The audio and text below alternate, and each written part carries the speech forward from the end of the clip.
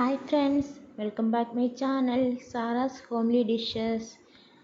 இது வரைக்கும் நீங்கள் என் சேனல் சப்ஸ்கிரைப் பண்ணாமல் பார்க்குறீங்கன்னா போய் சப்ஸ்கிரைப் பண்ணுங்கள். அப்படியே பக்கத்தில் இருக்கிற பெல் ஐக்கானையும் ப்ரெஸ் பண்ணுங்கள். அப்போ தான் நான் போட்ட வீடியோடைய நோட்டிஃபிகேஷன் உங்களுக்கு மறக்காமல் கிடைக்கும். இப்போ நம்ம வாங்க வீடியோக்குள்ளாடி போகலாம். இன்றைக்கி நம்ம ஒரு நார்த் இந்தியன் டிஷ் ட்ரை பண்ணி பார்ப்போம். இன்றைக்கி நான் ஃபுல்கா ரொட்டி அதோட ஒரு சப்ஜி பண்ண போகிறேன். என்னென்னா காலிஃப்ளவர் பொட்டேட்டோ பீஸ் சப்ஜி பண்ண போகிறேன் இன்றைக்கி. அதுக்கு தேவையான பொருட்கள் காலிஃப்ளவர் பொட்டேட்டோ பீஸ் எடுத்து வச்சுருக்கேன். காலிஃப்ளவர் ஃபுல், அதோடைய ஹாஃப் பொட்டேட்டோ, அதிலிருந்து கொஞ்சம் பீஸ், அதுதான் அதோடைய ரேஷியோ. ஒரு வெங்காயத்தை பொடியாக கட் பண்ணி வச்சுருக்கேன். தக்காளி, பச்சை மிளகாய், இஞ்சி, பூண்டு அரைச்சி வச்சுருக்கேன். அதை ஒரு பேனை நான் அடுப்பில் வச்சுருக்கேன். நார்த் இந்தியாவில் பொதுவாக அந்த கடுகு எண்ணெய் யூஸ் பண்ணுவாங்க. அதோடைய ஃப்ளேவர் கொஞ்சம் டிஃப்ரென்ஸாக இருக்கும். அதை நான் இன்றைக்கி யூஸ் பண்ணுறேன். அந்த எண்ணெய் தான் சில பேருக்கு பிடிக்கும். நீங்கள் எந்த எண்ணெய் வேணுனாலும் யூஸ் பண்ணிக்கலாம்.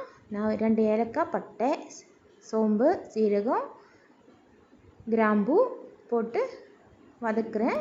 அது கொஞ்சம் ஃப்ரை ஆனதுக்கப்புறம் வெங்காயத்தை போட்டு நல்லா வதக்கி எடுத்துக்கோங்க.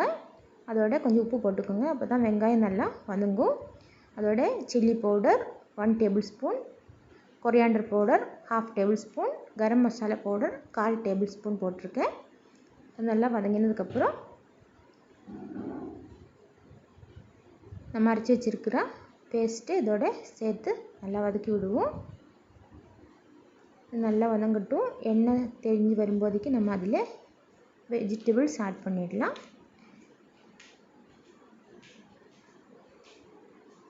குக்கரில் வேணுனாலும் நீங்கள் இதை செய்யலாம். நான் இப்போ பேனில் தான் செய்கிறேன். குக்கர்லன்னா ஒரே ஒரு விசில் போதுமாக இருக்கும். பட்டாணி இதில் ஆட் பண்ணுறேன். பொட்டாட்டோ, கோபி உங்களுக்கு பிடிச்ச ஷேப்பில் கட் பண்ணிக்கோங்க. எல்லாத்தையும் பெருசு பெருசாக தான் நான் இப்போ போட்டுக்கிறேன். நல்லா மிக்ஸ் பண்ணி விட்டுக்கோங்க. உப்பு எல்லாம் கரெக்டாக இருக்கும் செக் பண்ணி போட்டுக்கோங்க.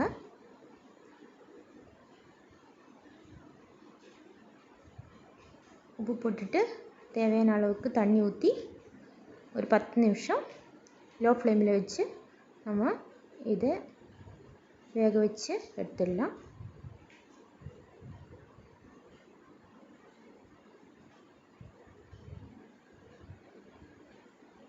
ஒரு 10 நிமிஷம் வச்சுட்டு முடிஞ்சிச்சு. எல்லாம் நல்லா வெந்து வந்திருக்கு. நான் இதோட ஃப்ரெஷ் க்ரீம் ஒரு 1/4 ஸ்பூன் ஆட் பண்ணுறேன். இல்லைனாலும் பரவாயில்ல. இல்லைனா நீங்கள் தேங்காய் பால் இருந்தால் தேங்காய் பால் கூட சேர்த்துக்கலாம்.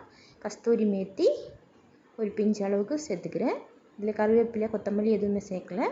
நார்த் இந்தியன் டிஷ்ஷுங்கிறதுனால அந்த மாதிரி தான் இருக்கும். இப்போ நம்ம மசாலா ரெடி ஆயிடுச்சு. எல்லோரும் ஒரு வாட்டி ட்ரை பண்ணி பாருங்கள் வீட்டில்.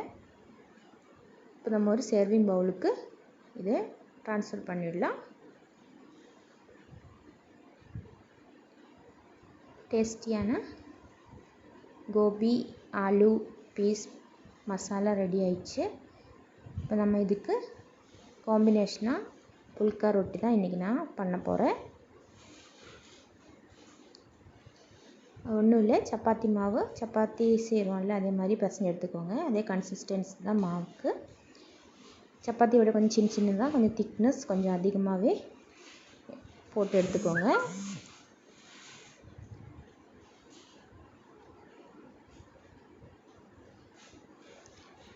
ஒரு அடுப்பில் நம்ம தோசைக்கல் வச்சு ஹீட் பண்ணிக்கோங்க. அப்போ தான் கரெக்டாக இருக்கும். ஃபுல்கா செய்கிறதுக்கான அந்த நெட்டு ஹீட் பண்ணிக்கோங்க பிஃபோராகவே. 1/2 மினிட் 2 பக்கத்துலேயும் போட்டு திருப்பி போட்டு எடுத்துடுங்க. 1/2 மினிட் போதும்.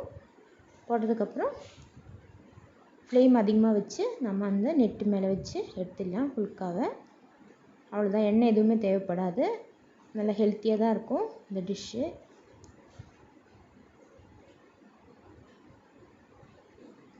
ரெண்டு பக்கமும் திருப்பி போட்டு அந்த ஃபயரில் காட்டிடுங்க. எல்லா பக்கத்தையும் காட்டி வேக வச்சு எடுத்துடுங்க.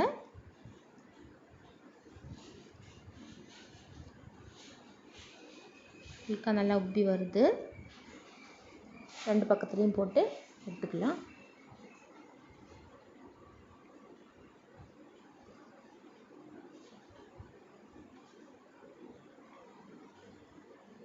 இப்போ நம்ம அடுத்தது போட்டு எடுத்துடலாம். இந்த மாதிரி எவ்வளோ தேவையோ நம்ம சுட்டு எடுத்துக்கலாம்.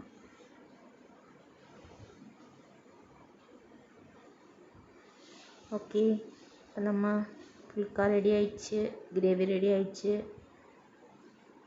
இந்த வீடியோ உங்களுக்கு பிடிச்சிருந்தா எல்லோரும் லைக் பண்ணுங்கள், ஷேர் பண்ணுங்கள், சப்ஸ்கிரைப் பண்ணுங்கள்.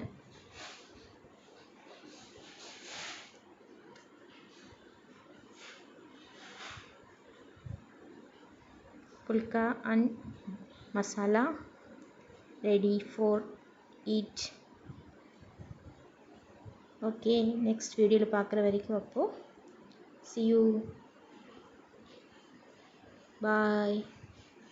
Thanks for watching.